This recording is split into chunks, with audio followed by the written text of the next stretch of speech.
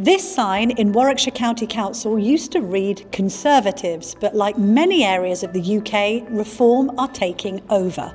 We are speaking to the youngest ever leader of a council, George Finch, just 19 years old, about flags, budgets, the views of the young and the future of reform. And I'm going to tell you more about how Reform UK are going to make a success out of Warwickshire County Council and tell you how Nigel Farage is going to make it to Prime Minister in 2029. I've been in hospital waiting rooms, I've been in wards where there's children self-harming, not being ill, and I've seen it all, and that's the experience a lot of politicians don't have. George, Warwickshire County Council, budget of over 400 million, employs around 5,000 people. You're 19. How do you justify, how can you say you're experienced enough to govern such an extraordinary large body? The only three qualifications you need as a council leader is to have confidence of the people to vote you in as councillor, the confidence then of the group to vote you in as group leader, and the confidence of the council to vote you in as leader of the council. They're the only three qualifications you need to be leader of the council. It's not a one-man band here. I'm not doing everything myself. I'm not ignorant or arrogant enough to say that. We've got a cabinet, Stephen Shaw the deputy, finance and property. We work with all cabinet, and this is the thing, it's not a one-man band, and it never would be. But if I'm trying to remember what it was like, how I felt when I was your age. And if I was given that responsibility, even if you had the team around you, I would just be terrified. I mean, I have a fridge that's older than you. I have several dresses. No, but to be fair, George, I'm looking at your birth date here, 2006. My oldest child was born 2 years later than you, so I could literally be your mum, as creepy as that sounds. And many of our readers and audience could be your grandmother. Yeah. But are we being ageist? Is all of this obsession about you being 19 slightly ageist? I mean, what's your reaction to it? I wouldn't go down that wokeist path of going it's ageist. I'd just say it's completely irrelevant. We've got a job to do that's bigger than everybody, no matter what age or experience, it's bigger than us all. I'm in charge of 600,000 people. That's the population of Warwickshire. And they're the people that we actually have to look out for. You know, like I say in all of my committees, it's not about me. It's about you, the other councillors. It's about the people out there that we represent. So when people are throwing around, oh, it's age this, age that, it's irrelevant. You're wasting time. You know, we haven't got time to be sat around a table and go, oh, he's too young. He's a leader, end of. You won't complain about a 70-year-old being President of the United States, or even older now. You're not going to complain about that because he's doing a job. If you're doing a good job, that's all that matters. Yeah. Yeah. But were you one of these children that was sort of born in a suit and tie? You're old before your time. You're 11 going on 25. You are very well dressed, by the way. I feel older than I am. Yeah. But no, I was born in a small town in Warwickshire, Bedworth, working class town. You know, we didn't have, the luxuries of 2 cars, a holiday a year. That's not us. My mum worked in a factory, then she trained up to be a hairdresser. Then thought that's not bringing enough income in to support a family. So she trained day and night in a college to be a teaching assistant for one-to-one kids. Now she works there. So that's what we all need to strive for. Families like that. You know, my dad owned his own carpentry business. He had sepsis, got ill. But I know the complexities of a completely odd family, going from just a regular family to then having a son that's leader of a council. You know, I've seen waiting rooms in A&E for 8 hours or longer. You know, my sister's got FND, functional neurological disorder. She'll lose function of her arms and legs just like that. I get it. I've been in hospital waiting rooms. I've been in wards where there's children self-harming, not being ill. And I've seen it all. And that's the experience a lot of politicians don't have. And that's the point. They're going to make policy on NHS and education, but they've not actually sat in a waiting room for 8 hours. They don't know what it's like to see the elderly woman being wheeled on a wheelchair with a gash on her head because she's fell over because there's no adult social care. Yeah, I've seen that, and I know the sticking points. I know how we can try and solve that. But you've got people in government that are completely out of depth with what they're actually doing. It's very disappointing that we've actually got to this stage that we're relying on people that are leading the government that have no clue what's going on. It's ridiculous. And I guess there are a lot of 40-year-olds who don't have that life experience or understand that as well as a 19-year-old. I had a lady, she's in an interview, I think it was ITV, and they said, about a 19-year-old. And she said, my 40-year-old son can't even run a bath. And I thought that doesn't reflect bad on me. Yes. That's bad on you. Yes. Bad pay. Can't even. Your 40-year-old son can't run a bath. God. But you see, what's the matter with you? But one reason why some people watching might be sceptical is because so many people have just gone straight from school to university to politics. And they might look at a 19-year-old getting elected and thinking, oh no, another career politician who just wanted to be a politician. No. So how are you different? Well, are you here by accident? Or no. Look, it's simple. Look at my majority. I've got a 1,100 majority, the biggest reform majority in Warwickshire. People in Bedworth Central voted for a young councillor because I was there from 11 o'clock in the morning till 7 at night, speaking to people day in, day out, listening. There's too much talking and not enough listening. And that's the problem. That's the problem we've got in this day and age. There's too many people, all ages, all experienced. They're just doing too much talking and not a lot of listening. And this is the point, is we sit around the table and I'm not calling all the shots, doing everything, because I can't. So if I'm sat in a meeting regarding hospitality sector, I will speak to the hospitality advisor that we're going to get, or speak to people on the ground, speak to pub owners, managers. Listening is the main skill here. And that's just what the whole country's forgot to listen. So tell us about your journey then, because you wanted to be a history teacher. You tried out uni but found it too woke and left, is that right? It was a complete nightmare. Why? Which university was it? Leicester. It is a good uni. Really, really focused on getting the best grades for their students. But it was the attitude of university.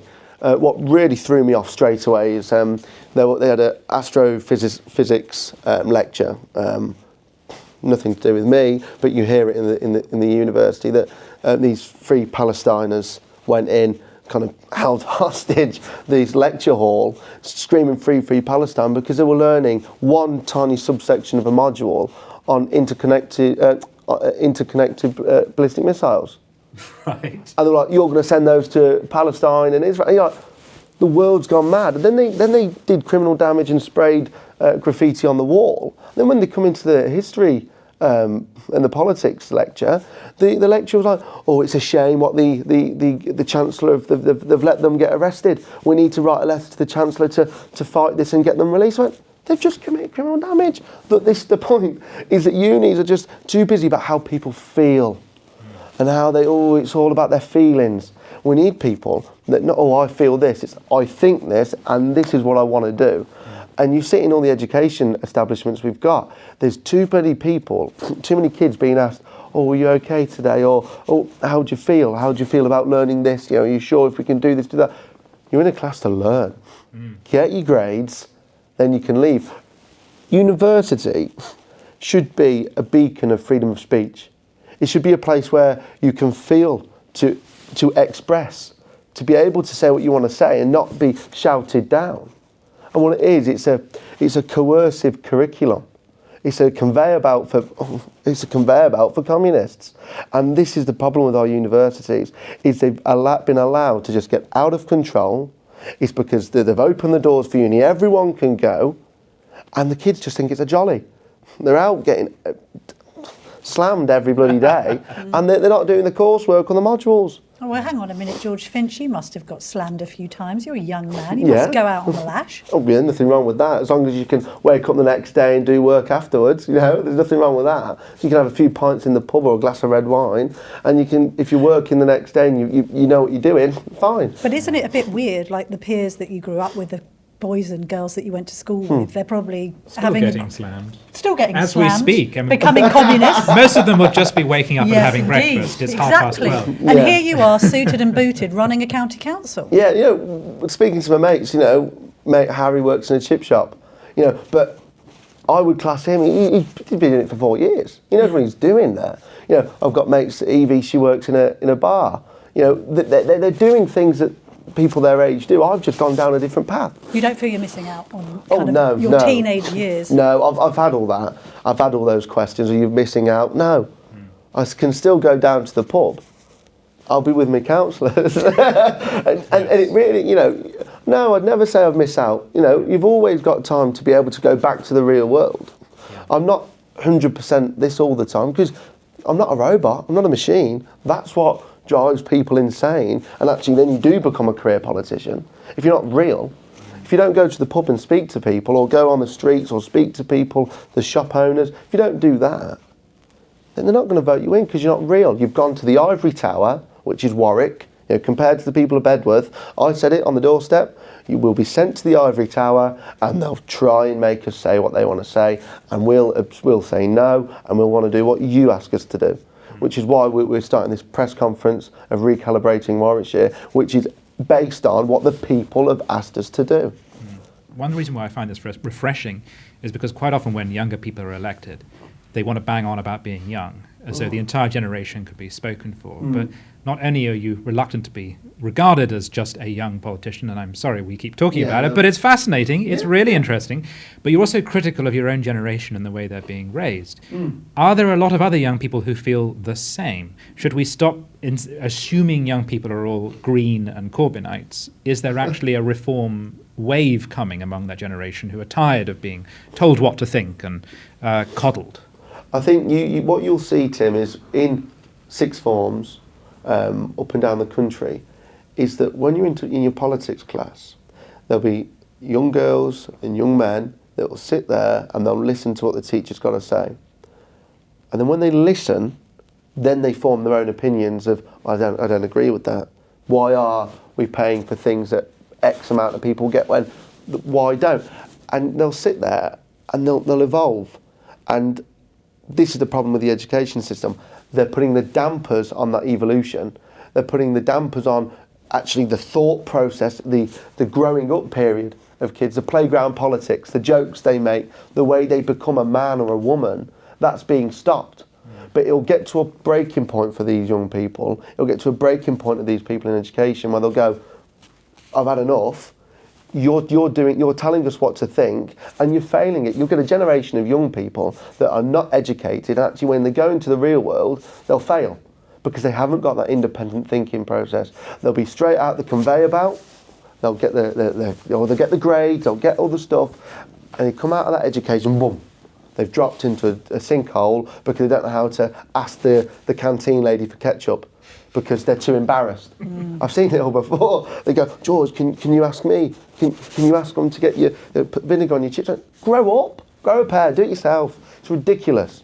And this is the problem with the woke ideology, is that they're letting kids just, oh no, it's okay to not ask. Well, you might have anxiety. No, you just need to break that barrier. Let them express themselves. And it will solve the problem itself. You just shouldn't have teachers and the curriculum holding kids down. They need to be able to freely think and voice their opinions. And if that may be wrong, so be it. But that doesn't then turn into a disciplinary action and then complaints, then being kicked out of the school. The kids, the parents need to be told to grow up, frankly. You were elected on May the 1st with 62% of the vote? Yes. Which is remarkable. Biggest majority for in and of itself. In Warwickshire. But we need to explain, you were not elected as leader of the reform group. No. You were deputy at the time? Well, when I was elected in May, we then all went in, the 23 of us, as just councillors. And then, I can't remember exactly the dates, but then Rob Howard became the leader of the group and then of the council. But I was voted in as the deputy leader of the group and then appointed as the deputy leader of the council.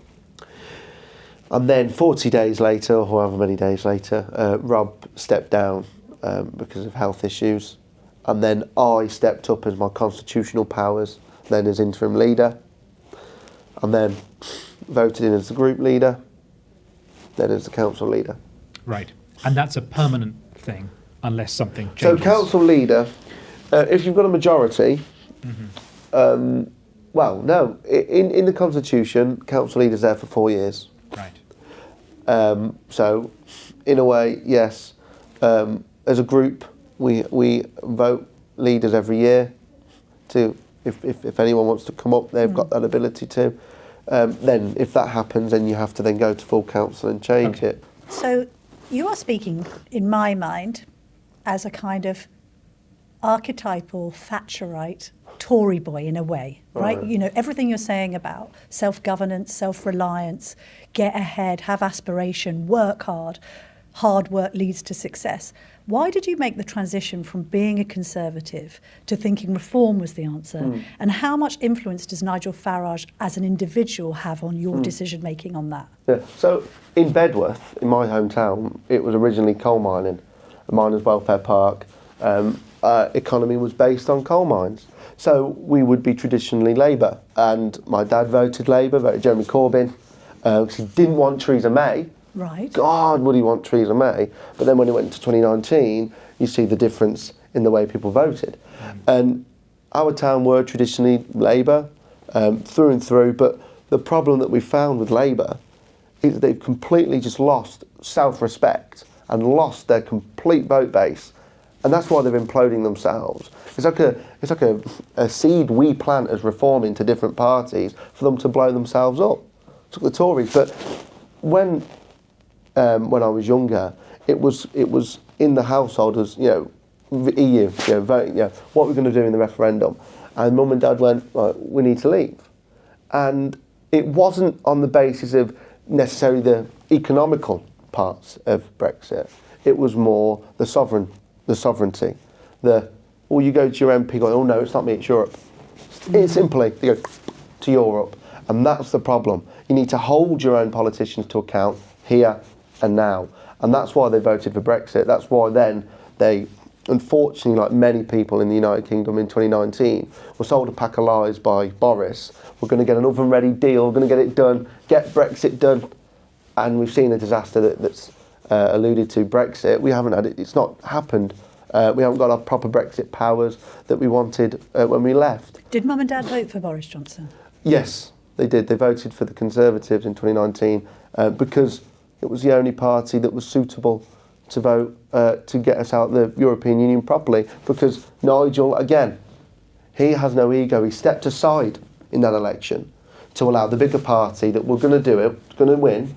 He allowed them to do it with the promise of, you'll leave the European Union, you'll do it the way we want to do it. And Boris, again, did bumbling Boris, lied. I was going to ask George who he voted for. He wasn't old enough to No. vote. No. But yeah, can I just pick you up on one thing? Farage has no ego. An alarm bell rang when I heard that. No, honestly, I think what we see with Richard Tice, he stepped aside to allow Nigel because he knew that Nigel can take us the next step forward. I think Nigel's the same. He allowed Boris to go, Joe, what? That's true, yeah. You do this, and we'll sit back from the sidelines. But they completely messed it up, so Nigel went, I'm the only guy to do it. And he's right. He said he's the only guy to do it. He's been banging on about this for 30 years. Nigel Farage has been the biggest political operator of the United Kingdom in the last 30 years. He's changed the course of history, one man. I think that's just... And then he's going to... I can't wait for him to be Prime Minister. It's like, he deserves that. After the fight he's had over the last 30 years, that is a man that actually deserves to have the title of Prime Minister. Keir Starmer doesn't. They didn't vote for him. They just didn't endorse the Tories. And he slipped through. But Nigel deserves it. The hard work he's done, the party, the mechanics of Reform UK, God, Nigel deserves it. And the hard work everybody does in this party, it's phenomenal.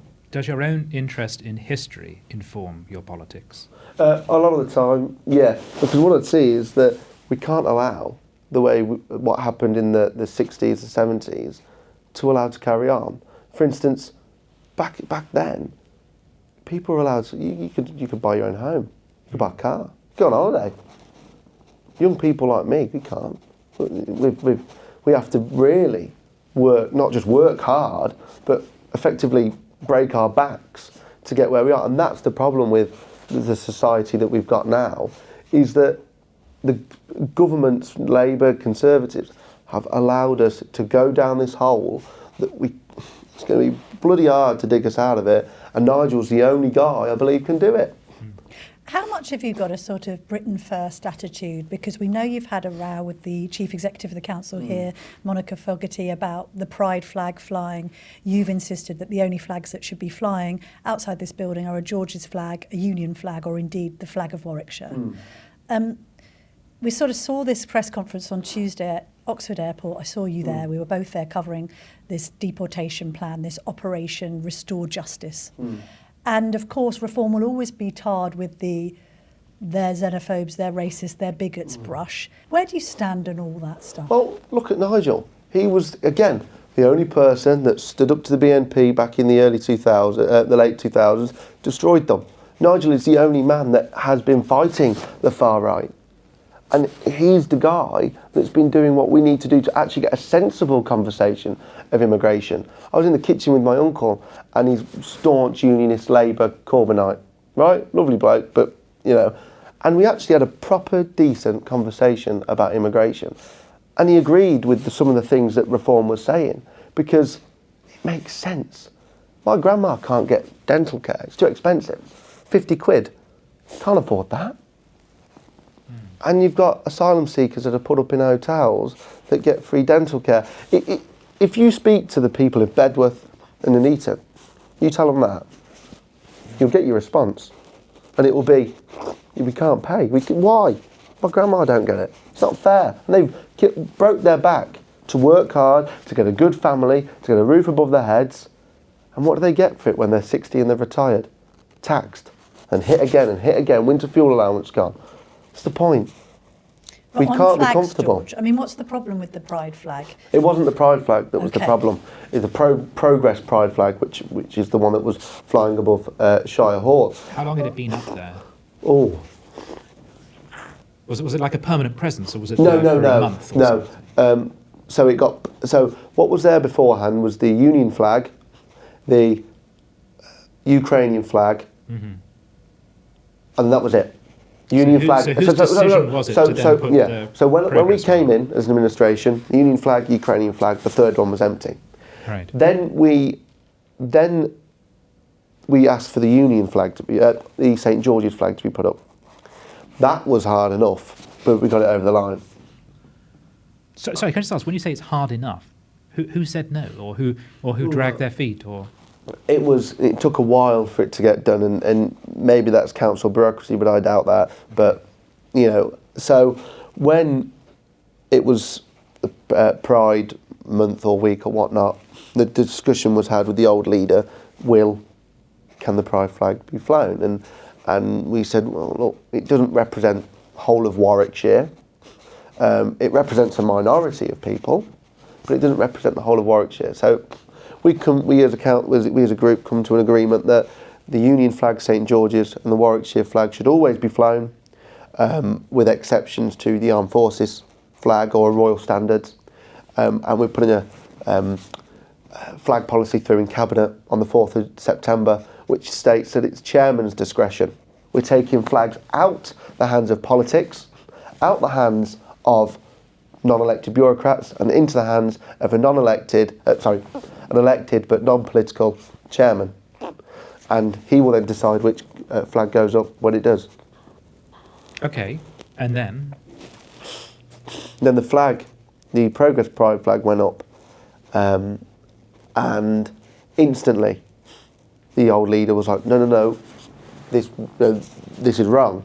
You know, we want those three flags. Oh, but you know, we need to make sure that we listen to all communities, all that community cohesion. Sorry, what's the difference between a Progress Pride flag and a Pride flag? It's got the triangle on it. The triangle with the other genders and other things, yeah. And that's the point, is that represents such a minority of people in Warwickshire that we don't have flags for other things, men's mental health, SEND needs, things that actually do need to be looked at differently. You don't have those flags, and they won't be the first thing that they want to fly. Oh no, it'll be Progress Pride flag. Why is the acceptance so clear that should be put up? That's the problem. And when I say, you know, those three flags that should be flown, that's because that represents everybody in Warwickshire. All those 600,000 people. Yep. No one is not represented by those 3 flags. Yes. So that's why they're so important. So Reform said the flag must come down. Yeah, we said the flag must come down. Then it was no, that's not your. Then so I become leader, interim leader. Then I said the flag needs to come down. Oh no, that's not your power. I said, well, it is. It's an executive power. It needs to come down. Oh no, not really. And then I asked if she had planning permission. Who is this she? Sorry. Miss Fogarty. The Chief CEO. Executive. Chief Executive. I said, does Right. the council have planning permission to fly the Progress Pride flag? Her answer was, we don't need it. The answer is, you don't have it. So it wasn't there legally, which is a different matter completely. But when I asked for it to be taken down, it wasn't at my instruction, which is the biggest frustration that we had. But then it later did come down because of the end of Pride. But the point still states that it's not about flags. It's about the non-elected bureaucrat that is telling an elected leader what to do and what not to do regarding an executive power. That's the point. That's the key point. The way we handled that and tackled it here will help us when we get into Whitehall to be able to go through that mess in Whitehall, which is going to be Well, painful. it will, but it shows you also how much of an uphill struggle that will be. Exactly. If you can't get a flag Yeah. taken down, how do you reform immigration, the NHS and education? Well, the point is that And you didn't get it taken down. It came down because Pride ended. yeah, but what we can now do is see that point that we made and go, we did it in local government. We know the sticking points to look out for, the thorns, the things that will pop up out the bushes when we get there later down the line. When we get into Whitehall, we'll see the problems that are emerging before they hit us. Then we're sitting pretty then, because we'll be seeing things that will be inevitable. There is an irony, isn't there? I mean, there's a kind of similarity here with the council taking on the Home Office over the Epping Migrant Hotel, and that's back in court this week. This idea that you're able to say to councils, do you have planning permission for this in order to get the results that you need? Because there is a perception that where reform councillors have gone into councils, that you have found a huge amount of opposition from non-elected representatives against the elected representatives. What other examples do you have of pushback from the unelected? So what we said from day one is that councils should be run by members, elected members, not officer run. And we saw flags were one. We've now, as we speak, things that are now getting over the line, but that took weeks and weeks to get sorted. Looking into scrapping union reps, looking in to either scrap or reduce to bare bones, net zero or EDI. Those things, they've been since we got in, and we haven't yet been able to put that over the line.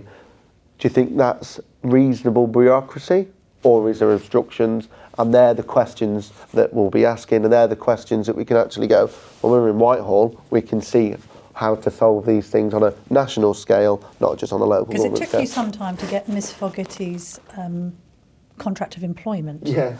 You had demanded to see what the council chief executive's powers were, how much she was being paid, and all the rest of it. And then what happened? You received a very redacted document back, I understand. They originally said that they didn't have it.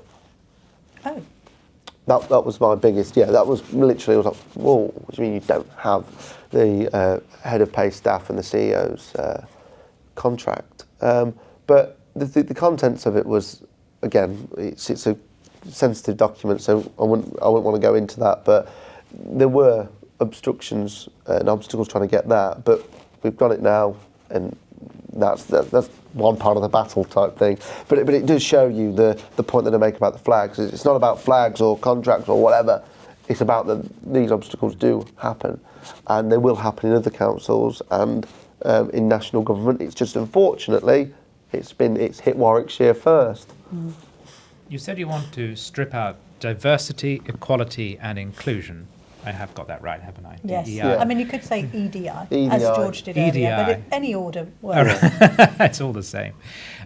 You want to strip it out. How much money does that sort of thing save? So we did a freedom of information request during the election regarding incentives, jobs, training, so on, for EDI, and was in the region of nearly £400,000 a year. Right. So if you then take that out of the MTFS for our next 5 years, you're looking at nearly 2 mil, something like that. So, and what is Warwickshire's current deficit? So actually, Warwickshire isn't in debt. Right. We do have a statutory override, which is in a different part. It's bad economics, but all councils do it. It's not Warwickshire. It doesn't show that we're bad at economics. It's just that the actual national government allowed us to do this, and they allowed all councils to do. And Warwickshire was one of the last councils to go into their statutory override. So it does show how economically healthy we are. So our statutory override for SEND provision is 87 million. Mm-hmm. But in our budget, we have the money to pay that off. So where economics works, we have no debt. Right, but you do have a deficit. We do have a deficit, right. but that what is the current deficit? £87 million. Because 400,000 a year out of 87 million. But that's just one little element. But we've got the money. We've got already the money in the pot to pay that £87 million off. Right. So next year we won't, because the deficit will increase. But that will not. That will be out of our control. Yes. Next year it's predicted to go up to 147 million. And we're retrospectively on SEND provision, not one of the bigger ones, right? Bigger councils, but that will be way out of our control. That I'd predict in 2 to 3 years, councils will be banging at the door saying we're going to go bankrupt, right. if national government do not pull their weight.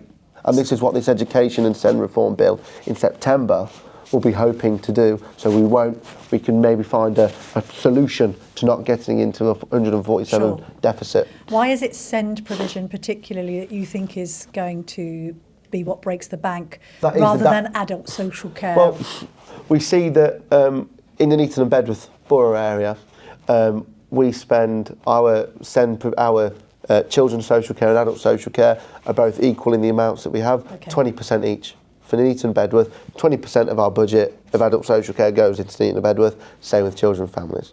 So the Neaton and Bedworth is one of the most deprived areas we've got in Warwickshire and uses a big chunk of our adult social care and children and families bill for those issues. It's both. SEND provision, homeschool transport, £48 million a year. That needs reforming. £48 million? £48 million a year on homeschool transport. Right. The figures that I was told by officers is that 2,500 children, this is the 10,000 children that use homeschool transport altogether, 2,500 of those children are and do have EHCPs, educational and healthcare plans. So we are statutorily required to pay for that. The rest, 7,500, don't. Right. And the reasons why we give homeschool transport are for they live 3 miles away from the school, or they don't have street lights on the way home or way to school, or the paths aren't properly developed, because we're quite a rural county. We are quite spread out from our schools, so you would say that we would be, most kids would be quite far away. But we have to look at this with a fine-tooth comb. Can little Timmy maybe buy a torch? Well, or can the council just install streetlights and paths? Yeah. Well, I've always wondered this. Well, this is the thing, no, because if you think that we're quite a rural county, Coventry, for instance, don't really have this problem of homeschool transport because they're in a confined mileage area. Most schools are in the area, it's easy to get to. But when you look at the map and you've got schools down here, but the school up here, but you live down there, it's too far. You can't do it. But this must be quite tricky. And you can't walk it. Get a bus. This must be quite tricky for you to navigate, because as you revealed earlier, your sister has got special educational needs. And you obviously, we're speaking to you on a day that Jeremy Hunt has come out with a policy exchange report talking about the overdiagnosis of SEN in children. And is there this phenomenon now where county councils are having to pick up the bill for anxious parents getting children diagnosed with conditions that could just be explained with words like teenage angst, for instance. So this is tricky, isn't it? Because you've seen this up close. You've seen the need for SEN children to have help. Yeah. The issue I've got with the word overdiagnosis is that it implies that you are, one, faking it, or you're trying to squeeze the money out the pot to make sure you can buy all these lovely things. In reality, it's not. It's not how it works. I've seen they bang on about disability vehicles. I'll be honest with you, those disability vehicles, there may be some that mess the system about and get it, but the majority of them actually do depend on these vehicles or the support they get. It's a very small amount of disabled people or parents that do that. I'll look at it on a case-by-case basis, but I'm not an expert, a medical expert, and I would never say I am and delve into case-by-case things. But when it comes to things like that, if you speak to the people of Bedworth and you say, should they get a car? They go, probably not. But when you've got a kid that is in a wheelchair, there you go. Course, yeah. So, and this is the point, is you have to be very, very delicate with the way you do talk about this issue. You can't just start a sledgehammer with a walnut approach. And that's the thing. I had a phone call off a concerned mother yesterday about homeschool transport reforms. And she had a son that was heavily disabled. He was 12, but had the mental capacity of like a 4-year-old. And she was like, would those homeschool transport reforms mean my son has to get a bus? But absolutely not. I wouldn't, why do something like that? No. But maybe... Well, you wouldn't, but the government might.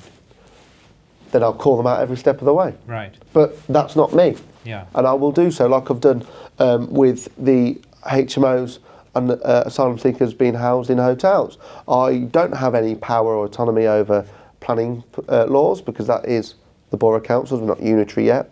But I sent letters to all the leaders of district and borough councils in Warwickshire and asked them to listen to my advice of enacting Article 4 for planning permission on HMOs, because in Nuneaton and Bedworth you don't need to get planning permission and change of use until there's 6 people living in the HMO.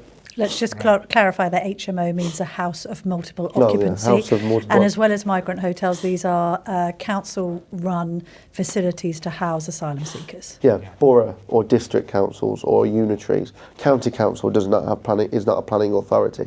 So we have no say. We only provide care to unaccompanied asylum children and things like that. We don't. There's very little that actually, as a county, we do, and it's a shame.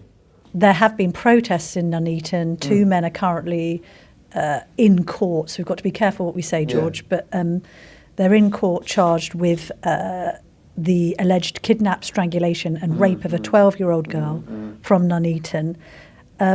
We had protests outside the Migrant Hotel. You then made a quest for the police to release the ethnicity and background of the suspects, because you claimed that they were asylum seekers from Afghanistan. There was a attempt to sort of cover that up, and actually in the end the police relented on that and said, yes, in future cases we will release where suspects come from, in order, I guess, and we saw this in the aftermath of Ruda Cabana and the Southport killings, misinformation spreading online as to the... Just talk to us about that. That's exactly the point. I was told that the alleged perpetrators had raped a 12-year-old girl in Nuneaton and that they were asylum seekers. And I was told not to say anything and just, there's no need for this information to go out. I phoned the Chief Constable and was like, nah. And then this is when there was one at the time, one perpetrator that was put through the systems. And they said to me, oh, no, it's fine. Community cohesion, fine, no. I was like, no, this doesn't sit right. We have 3 things in Warwickshire reform: honesty, integrity and transparency. That breaks all of those 3 for me straight off. And then when the second one come in, I went, no, that's it, no. I can't stand for this any longer. So I phoned the people that I needed to phone and said, I completely now disagree with the way you've done this. I've had enough. So I then sent a letter to the Chief Constable, the Home Office, and I copied in the CEO of Warwickshire County Council, telling them that this is bang out of order. You have to release it. Because I had fears of what happened in Epping and up in Southport with the misinformation, as you said. Yeah. And later, the Mail on Sunday released the information. They released the fact that the 2 perpetrators were, in fact, asylum seekers. And then 12 to 14 hours later, of the whole news going bang on this, I wanted to clear the air. because I was afraid of what could happen in places like Epping with riots and across the country we saw last year. We have to be transparent.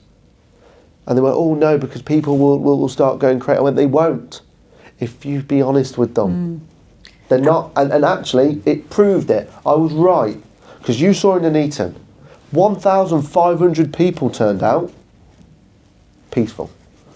Yes. Peaceful. If they hadn't have been asylum seekers, would you also have put your hand up and said, these are white blokes from Nuneaton? It would have been released. Okay. And the problem is, that then Warwickshire Police then put out a statement saying, I released it, which is factually incorrect. The Mail on Sunday did. And then I refuted that. No, that's completely incorrect.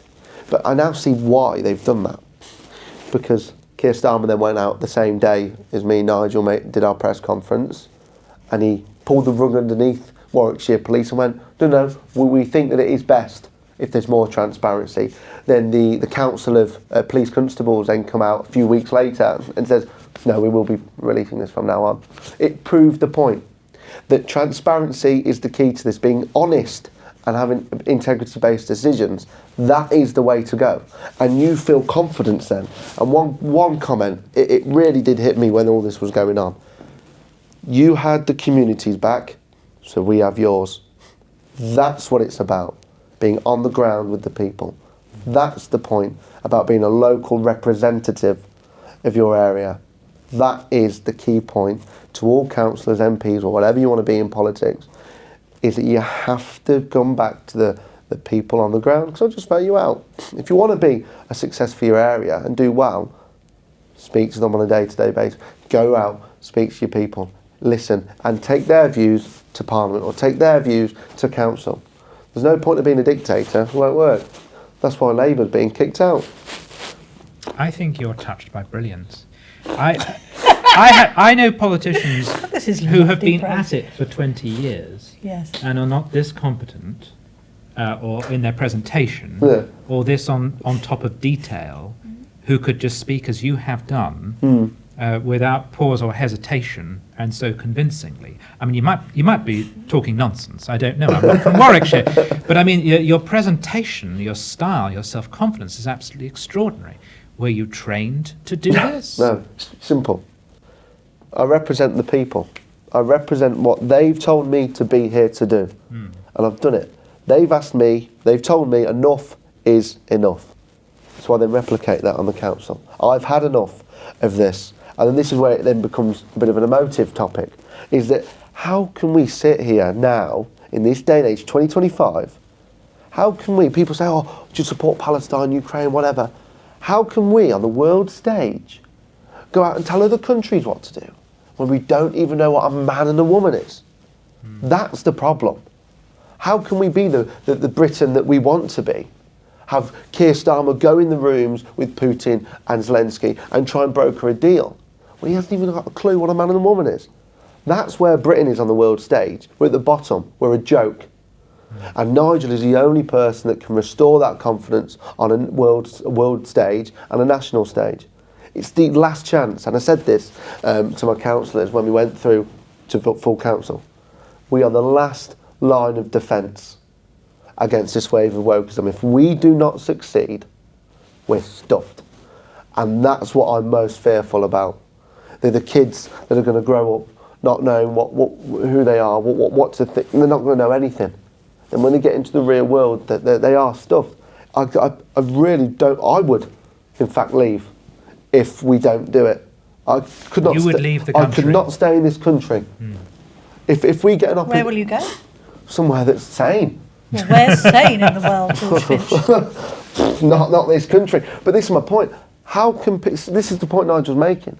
Successful people, young people that want to do well, can't stay here. Or we don't even know what's a man and a woman, or we don't know who we should be paying what to. Well, we do know what a man and a woman is because it's been decreed now by the Supreme Court. So we need most a judge kids to are tell pretty us that. well the Scottish women brought that case in order to define legally after a period of absolutely ridiculous confusion over basic biological fact to stipulate it. So we do have those stipulations. Do you not think the tide is turning somewhat on woke?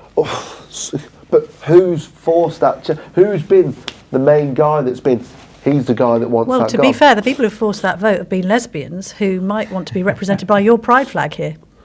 Well, they might want to represent Reform if they're trying to take down this woke ideology. Yeah. And this thing, Reform is a party for common sense. Yeah. And this is why when people join us, maybe from other political parties, they join us because they, like I have, like the people of Bedworth have, had enough of the same old.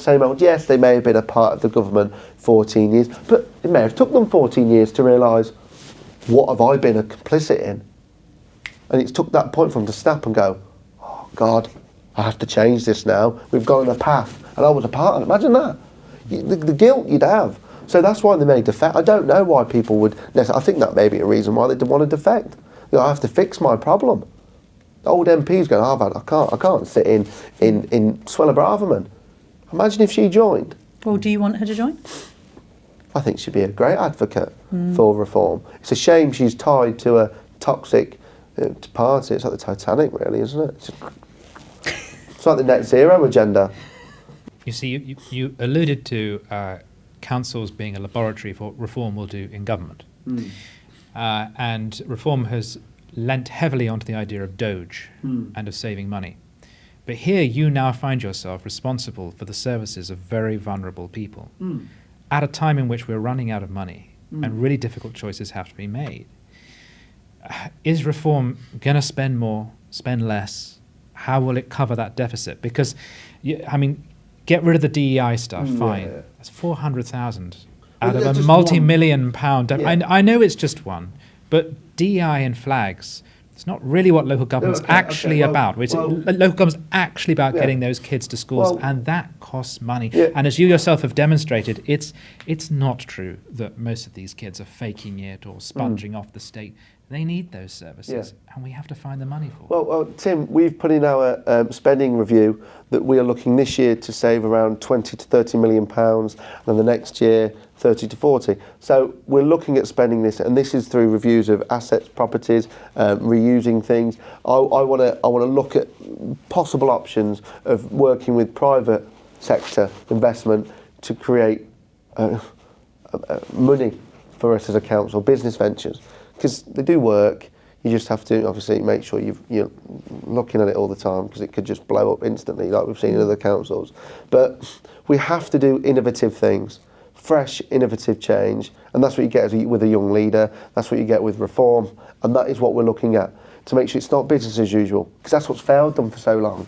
So it's not just about flags or DEI or net zero. There's bigger changes that have to happen. But then you have been reported to want to hire up to 3 political assistants, salaried at 150 to 190 grand per year, to help generate fresh ideas. That's like a £500,000 spend a year on advisors. Now, maybe, I don't know if you know the full story, but they're not 3 for myself or my group. Okay. This is the thing, a lot of the media don't understand the legislation or what it's about. I've had to do this many times. I've heard quotes of £200,000, Sure. 150, 190, and I'm like, right, these are the facts. As the legislation states, when we put it through full council and it went through, it stated that we now have the ability for the job creation of 3 political assistants. There's 3 political assistants for the 3 biggest parties. So 1 for Reform, 1 for the Lib Dems, and 1 for the Conservatives. We are not in a controlled council with a majority. So we have to compromise, work with and communicate. And I believe that it's the best way to move forward when we create proper policies, to when we then communicate with other parties that we have to work with to get them through on the full council, is that before we actually, there's no point in me going through full council with a policy that I don't know if it's going to be supported. It'd be a waste of time, waste of money and waste of energy. So what we need to do is guarantee, make sure it's ready to go through the council. So whether that is when with the political assistants sitting in a room, being able to go, well, we think this, well, this is what we think as a political party, and we want cycle lanes here. Or, well, we don't. Okay, well, they're not going to vote for that bit. Well, maybe we can work, and it's that communication. And this is what I love about a minority-controlled council, is you get that communication from all political parties. It's not just it's so much easier to have that lump of majority to go, yeah, we do what we want. But as a minority controlled, you get to explore ways of how Warwickshire as a whole thinks. Because, again, I'm not arrogant or ignorant enough to sit in the room and go, I know all, and Reform knows all. We have to sit and listen to other parties to get the benefit of all of Warwickshire, to make sure Warwickshire gets a better deal.